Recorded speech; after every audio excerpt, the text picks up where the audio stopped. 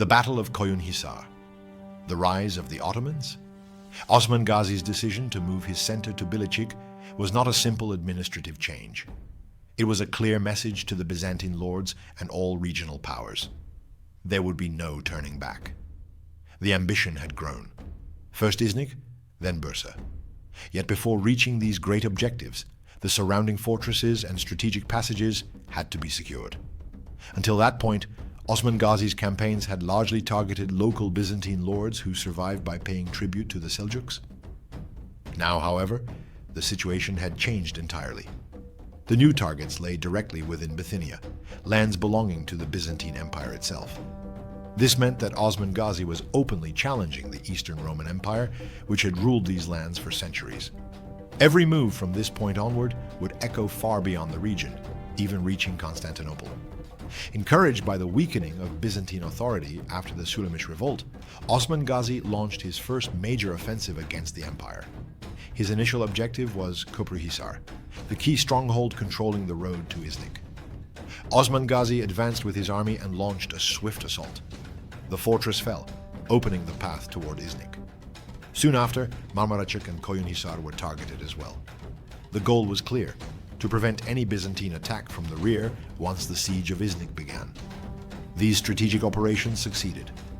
With the rear secured, Osman Gazi established a solid power line stretching through Karakahisar, İnegöl, and Bilecik. This corridor became the backbone of Ottoman authority in the region. Another factor fueled Osman Gazi's bold advance.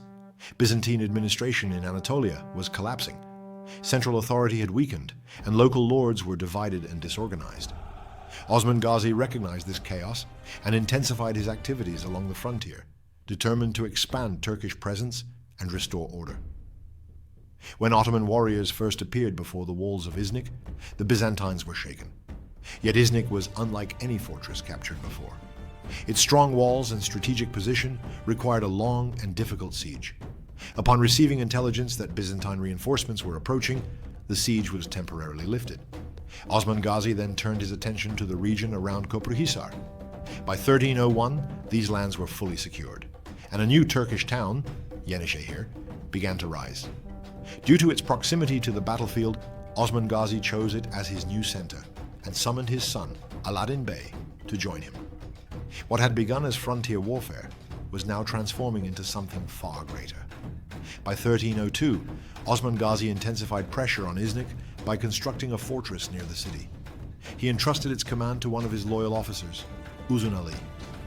The plan was simple but effective: to force Iznik into submission through starvation. Realizing the severity of the threat, the Byzantines urgently appealed to the emperor for aid. At the same time, the Byzantine lords of Bursa, Atranos, Kestel, and Kayt formed an alliance against Osman Gazi. The empire supported this coalition by dispatching a force of around 2,000 men under the command of Muzalon. However, this army consisted largely of mercenaries plagued by internal discord.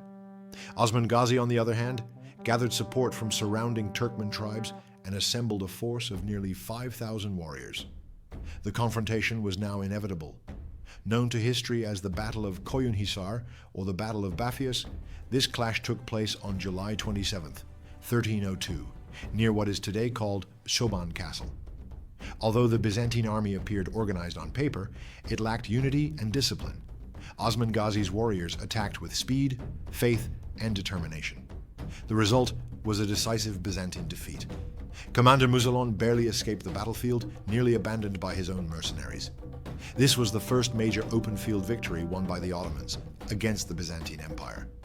Following this triumph, Osman Gazi's name spread rapidly across Anatolia and throughout the Christian world. Turkmen groups from various regions began migrating to his lands. Osman Gazi was no longer seen as a mere frontier lord, but as the founder of a new state. According to historian Halil İnalcık, the victory at Koyunhisar marks the moment when the Ottoman state was effectively born. This battle was not merely a military success, it was the first breath of an empire, and that breath would soon change the course of history.